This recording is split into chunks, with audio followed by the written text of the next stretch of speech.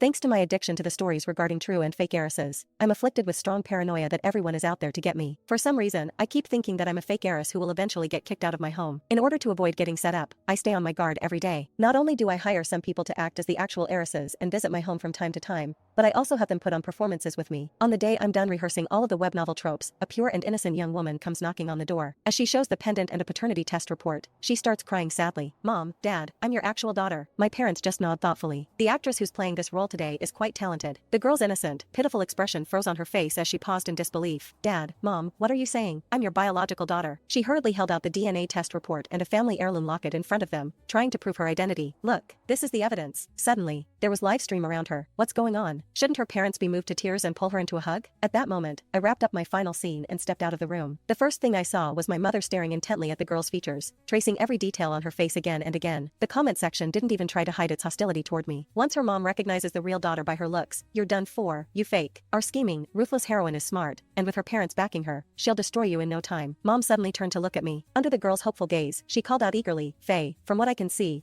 this girl has the best acting skills and is the most dedicated." She even prepared her own props. You won't go wrong partnering with her. The girl glanced at them, then down at the items in her own hands. Her expression darkened instantly. I cleared my throat, feeling a little awkward. "Mom, I don't think she's one of the actresses I brought in." That caught both my parents off guard as they sat on the couch. "What? She's not? Then, who is she?" With everyone's attention suddenly focused on her, the girl grew agitated. She threw herself at my parents' feet and sobbed, "Dad, Mom, I finally found you. Even though I've suffered all these years, struggling just to get by and barely having enough to eat, it was all worth it. Our family is finally reunited." Excitement surged through the comments again. Here it is, the classic recognition scene. The female lead is so pitiful. She's maxing out her parents' sympathy instantly. I can't wait for the parents to take it out on the fake daughter. She's been living in someone else's place all these years. The girl wiped her tears and looked up expectantly, but my parents remained oddly calm, even a little awkward. Dad looked especially uncomfortable and turned his face away. "Miss, calm down for a moment." The girl looked completely baffled, unable to understand why things were unfolding this way. I took it all in and nearly failed to hold back my laughter. Over the years, I had hired no fewer than 100 actors, running through thousands of familiar fiction cliches. The recognition plot alone had been staged nearly 100 times. The first time they saw it, my parents were so moved they cried, wishing they could give their hearts to the real daughter. The second time, they felt deep regret and swore to make it up to their biological child. By the 99th time, all that remained on their faces was numbness. They even begged me in their dreams to switch to a different storyline. Since it involved questions of parentage, my parents immediately called in professionals to run a full paternity verification process. The girl's name was Tanya Lockman. It turned out she truly was their biological daughter who had been switched at birth by a nurse. After the truth was verified, my parents clustered around her anxiously and instructed the staff to set up a room for her. Tanya saw that I hadn't moved from my spot. She made a show of rubbing her eyes until they turned red. "Faye grew up by your side, living in luxury and receiving the best education. I'm just a plain, shabby country girl. How could I possibly deserve to live in the same room as Faye?" A hint of self-deprecation lingered in her eyes. "I know I don't deserve it.